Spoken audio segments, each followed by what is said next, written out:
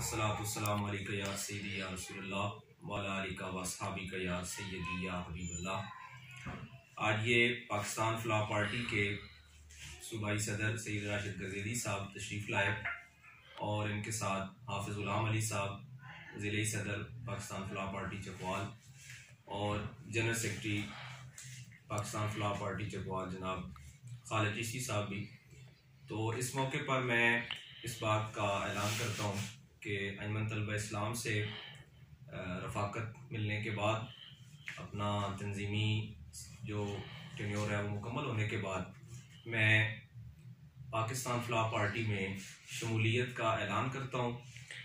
ये पाकिस्तान के जमहूरी और इस्लामी अक़दार के फ़रोग़ के लिए और मुहिब्बे वतन पाकिस्तानियों की एक दिल की आवाज़ है और इसके साथ शमूलियत इख्तियार करना और इसके साथ काम करना आइंदा ये मेरा मिशन होगा और इन लोगों के साथ मैं मिल के काम करूँगा।